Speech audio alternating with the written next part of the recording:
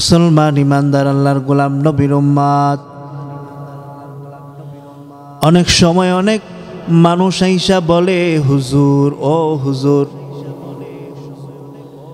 দেয়ালের সাথে আমার পিঠটা লেগে গেছে, আমার সামনে আর কোনো উপায় নাই। এমন লোক আসেনি? বিপদে পড়েন না আপনারা?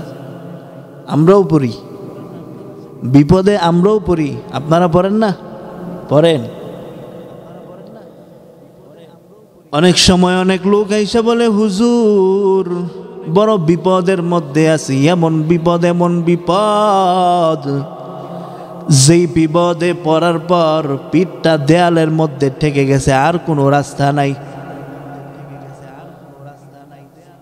ও হুজুর, সামনে যাওয়ার রাস্তা নাই, পিছনে যাওয়ার রাস্তা নাই, ডাইনে যাওয়ার রাস্তা নাই, বামের মধ্যে যাওয়ার রাস্তা নাই।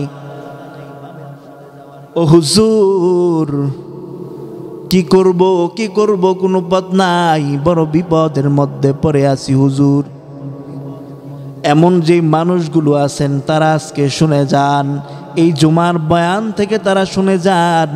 এমন একটা আমলের কথা বলে দেব রে মুমিন, যে আমলগুলো যদি করতে পারেন, ওই দেয়ালে পিঠ লেগে গেছে, দেখবেন আল্লাহ পাক রব্বুল আলামিন আপনাকে আল্লাহর রহমতের মধ্যে বেষ্টন করে নেবেন, আপনার সাথে সাথে আপনার সামনে পথগুলো খুলে দিবেন। আমরা তো বিপদের মধ্যে পড়লে এখন মাজারে দৌড়াই, আমরা বিপদের মধ্যে পড়লে এখন বাবার কাছে দৌড়াই, বাবার কাছে সেজদা দেই, পীরের কাছে দৌড়াই। আরে মূর্খের দল, পীর নিজেই জান্নাতি না জাহান্নামী সেটা নিজেই জানে না। আফসোস, বড় আফসোস। এই জন্য যে আমলগুলোর কথা এখন বলবো, এই আমলটা যদি আপনি করতে পারেন, বিপদে পড়ে দেখবেন আপনার সামনে কোনো রাস্তা নাই, পিছনে রাস্তা নাই, বিপদে পড়তে পড়তে আপনার পিঠটা দেয়ালের মধ্যে ঠেকে গেছে, তখন আপনি 4টা আমল করবেন। কয়টা আমল? 4টা আমল যদি সাথে সাথে আপনি করতে পারেন, এই 4টা আমল করার সাথে সাথে আল্লাহ পাক রব্বুল আলামিন আপনার সামনে দেখবেন, আল্লাহ পাক রব্বুল আলামিন আপনার পথ খুলে দিবে, আল্লাহ পাক রব্বুল আলামিন আপনাকে বিপদ থেকে উদ্ধার করে নেবে। আমলের কথাটি বলবো, এই জোরে বলেন না কেন? বলবো। পিঠ দেয়ালের মধ্যে ঠেকে গেছে, এমন বিপদের মধ্যে আছেন, পড়ে গেছেন, এখন কি করবেন? ওই সময় এই আমলটা করবেন। এই 4টা আমল থেকে 1 নাম্বার একটা আমল হলো ইস্তেগফার পড়বেন। কি পড়বেন? ইস্তেগফার পড়বেন। আস্তাগফিরুল্লাহাল্লাযী লা ইলাহা ইল্লা হুয়াল হাইয়ুল কাইয়্যুম ওয়া আতুবু ইলাইহি লা হাওলা ওয়ালা কুওয়াতা ইল্লা বিল্লাহিল আলিয়্যিল আযীম।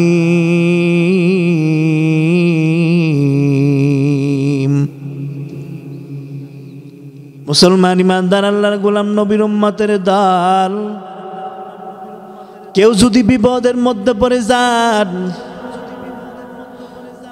বিপদে পড়ার পর আপনার দেয়ালের সাথে আপনার পিঠটা ঠেকে গেছে, আর কোনো রাস্তা নাই, ওই সময় 4টা আমল করবেন। এর মধ্যে 1 নাম্বার হলো ইস্তেগফার পড়বেন। আস্তাগফিরুল্লাহ আস্তাগফিরুল্লাহ, এটা যদি পড়তে পারেন ভালো। যদি আবার পড়েন আস্তাগফিরুল্লাহাল্লাযী লা ইলাহা ইল্লা হুয়াল হাইয়ুল কাইয়্যুম, এটা পড়লে আরো ভালো। আবার যদি পড়েন আস্তাগফিরুল্লাহাল্লাযী লা ইলাহা ইল্লা হুয়াল হাইয়ুল কাইয়্যুম ওয়া আতুবু ইলাইহি লা হাওলা ওয়ালা কুওয়াতা ইল্লা বিল্লাহিল আলিয়্যিল আযীম, যদি পুরাটা পড়তে পারেন তাহলে আরো ভালো। প্রথমটা হইল ভালো, তারপর আরো ভালো, এরপর হলো এর থেকেও বেশি ভালো। দেয়ালের মধ্যে পিঠ ঠেকে গেছে, সাথে সাথে আপনি পড়তে থাকেন আস্তাগফিরুল্লাহ। এই গেল 1 নাম্বার আমল। আপনার দেওয়ালের সাথে পিঠ থেকে গেলে এই 1 নাম্বার আমল করবেন, সাথে সাথে 2 নাম্বার আমল হলো, 4টা থেকে একটা বললাম ইস্তেগফার, 2 নাম্বার হলো যেই আমলটা হইল দুরূদ শরীফ। কি শরীফ? দুরূদ শরীফ। ও গুনাহগার উম্মত, তুমি আমি আমার নবীকে ভুলে গেলেও আমার আপনার নবী আপনারে আমারে ভুলে নাই। ওই নবী সারাটা জীবন কান্না করে গেছেন, ইয়া উম্মতি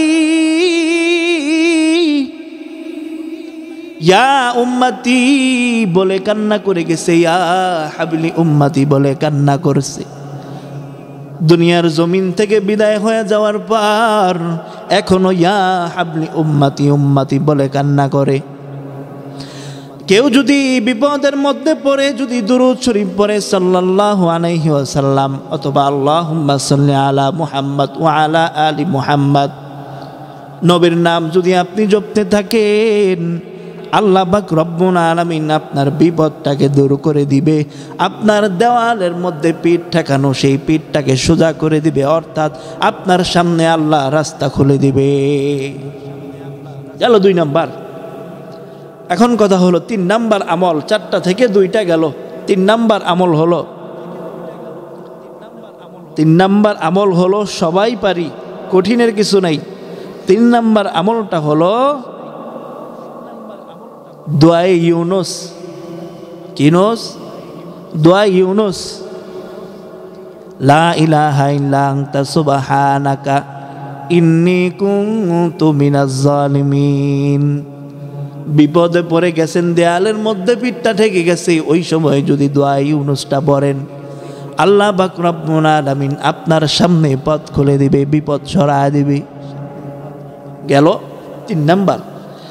4 নাম্বার আমল হইল, আপনি ওই সময় যখন আপনার দেয়ালের মধ্যে পিঠ ঠেকে যাবে, বিপদের মধ্যে পড়ে যাবেন, কোনো রাস্তা পাবেন না, তখন আমার আল্লাহ পাক রব্বুল আলামিন একটা ডাক দিবেন। কেমনে জানেননি?